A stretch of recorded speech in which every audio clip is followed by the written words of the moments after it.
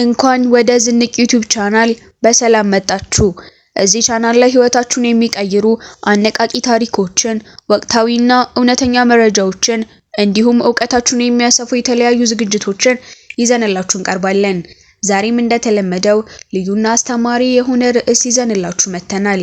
ይህ ቪዲዮ አዲስ እይታን እንደሚሰጣችሁና ለህይወታችሁ ግብአት እንደሚሆን አንጠራጠርም። ቪዲዮውን ከመጀመራችሁ በፊት ግን ለዚህ ቻናል አዲስ የሆናችሁ ሰብስክራይብ በማድረግ ቤተሰብ እንድትሆኑ እንዲሁም የደውል ምልክቷን በመጫን የምንለቃቸው ቪዲዮዎች በሙሉ በፍጥነት እንዲደርሳችሁ እንጋብዛለን። አሁን በቀጥታ ወደ ዛሬው መሰናዷችን እንለፍ። 27.1 ሚሊዮን እይታዎችን በአንድ ቀን። ቴዲ አፍሮ በዓለም የምርጥ 20ዎች ዝርዝር ውስጥ ስሙ በወርቅ ቀለም ጻፈ። ድምፃዊ ቴዎድሮስ ካሳሁን ወይም ቴዲ አፍሮ ከ9 ዓመታት ቆይታ በኋላ 18 ሙዚቃዎችን ያካተተ ኢትዮሪካ የተሰኘ 6ኛ አልበሙን ትላንት በዚሁ ሰዓት በይፋ ለቋል። አልበሙ ከተለቀቀበት ቅጽበት ጀምሮ ከፌስቡክ እስከ ቲክቶክ ከዩቲዩብ እስከ ትዊተር ዋነኛ የመነጋገሪያ ርዕስ ሆኗል። በሀገራችን የኪነ ጥበብ ስኬቶችን በዝርዝር መዝግቦ ይፋ የሚያደርግ ተቋም ባይኖርም በግል ጥረት ጉግልን በመጠቀም በተደረገ ፍተሻ ቴዲ አፍሮ የሚከተሉትን ታሪካዊ ስኬቶች አስመዝግቧል።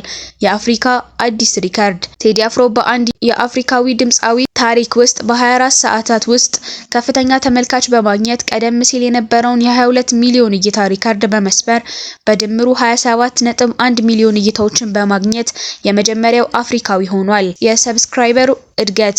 የድምፃዊው የዩቲዩብ ቻናል በአንድ ቀን ውስጥ ብቻ ሚሊዮን የሚጠጉ አዳዲስ ተከታዮችን በማፍራት 1.84 ሚሊዮን ደርሷል። ይህ በአጭር ጊዜ ውስጥ የተመዘገበ ከፍተኛ እድገት በአፍሪካ ታይቶ የማይታወቅ ነው። ዳስጣል እና ዓለም አቀፍ ተጽዕኖ። በአልበሙ ውስጥ የሚገኘው ዳስጣል የተሰኘው ሙዚቃ ብቻውን ከ4 ሚሊዮን በላይ እይታዎችን በማግኘት በዩቲዩብ ታሪክ በ24 ሰዓት ውስጥ ከፍተኛ ላይ ሳምነው 1.2 ሚሊዮን በላይ፣ ታንታጎ መስኮቱ ታየኝ የሚለው 2 ሚሊዮን በላይ፣ ተወዳጅ 932000 በላይ፣ የማዕረግ ጥግ 861000 በላይ ታይቶለታል። ማህበራዊ ሚዲያ በመጠቀም ከጀመርኩት ጊዜ አንስቶ በዓለም ዙሪያ የሚገኙ ኢትዮጵያውያን እንዲህ በአንድ ድምጽና በአድናቆት የቆሙበት አጋጣሚ አይቼ አላውቅም። የፌስቡክ ግድግዳዎች በሙሉ በኢትዮጵያዊነት ፍቅርና በቴዲ አድናቆት ተሞልተዋል። የኢትዮጵያ ሙዚቃ በተባበሩት አረብ ኤሚሬትስ የከፍተኛነቱን መንበር ተቆጣጠረ። ከአዲስ አበባ እስከ ዱባይ የኢትዮጵያዊነት ድምጽ በዓለም አቀፍ መድረክ በኃይል እያስተጋባ ይገኛል። የሙዚቃው ንጉስ ቴዲ አፍሮ በአዲስ ስራው ኢትዮጵያን ብቻ ሳይሆን መላውን መካከለኛው ምስራቅ እያነጋገረ ይገኛል።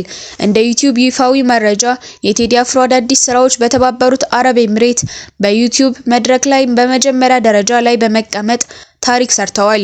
ይህ ስኬት ዝም ብሎ የሙዚቃ ደረጃ ሳይሆን የኢትዮጵያን ጥበብ ድንበር ተሻጋሪ መሆኑንና በዓለም ዙሪያ ያሉ አድናቂዎች ለጥበብ ሰጪዎቻቸው ያላቸውን የማይናወጥ ፍቅር በድጋሚ ያረጋገጠበት ታላቅ የባህል ክስተት ነው።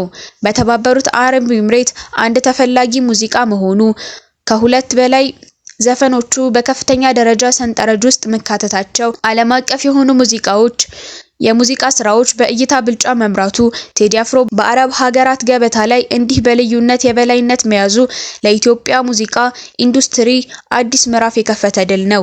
ክብር ለጥበብ፣ እንኳን ደስ አለ። ቴዲ አፍሮ በአረብ ሀገራት ገበታ ላይ እንዲህ በልዩ ሁኔታ የበላይነቱን መያዙ ለኢትዮጵያ ሙዚቃ ኢንዱስትሪ አዲስ ምዕራፍ የከፈተ ድል ነው። የጥበብ እናት ለልጇ የበረከተችው ልባዊ ምርቃት። ኩኩ ሰብስቤ ለቴዲ አፍሮ በኢትዮጵያ የሙዚቃ ሰማይ ስር ደምቀው ከሚታዩ የጥበብ እንቁዎች መካከል አንዷ የሆነችውና ለዘመናት በውብ ድምጿ የብዙዎችን ልብ ስታበሽር የኖረችው ኩኩ ሰብስቤ ለጥበብ ልጇ ለቴዲ አፍሮ ያላትን ጥልቅ ፍቅርና አክብሮት በድጋሚ ገልጻለች። ኩኩ ሰብስቤ በተለያዩ አጋጣሚዎች ቴዲ አፍሮን ልጄ ነው በማለት እንደምትጠራውና ለሱ ያላት ቦታ እጅግ ከፍ ያለ እንደሆነ ይታወቃል። አሁን ደግሞ አዲሱን የሙዚቃ አልበሙን ለህዝብ በማድረሱ የተሰማትን ደስታ እንዲህ ስትል ገልጸዋለች። ቴዲዬ ወዳጄ፣ ጓደኛዬ እንኳን ለዚህ ክብር አበቃህ። ስለ ችሎታህ መቼም በብዙዎች ተነግሮልህ ያበቃ ነገር ነው።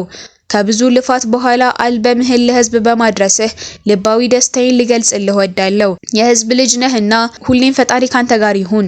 ይህ መልእክት በሁለቱ ድምፃውያን መካከል ያለውን የጠበቀ ወዳጅነት፣ የሙያ መከባበር በጉልህ የሚያሳይ ነው።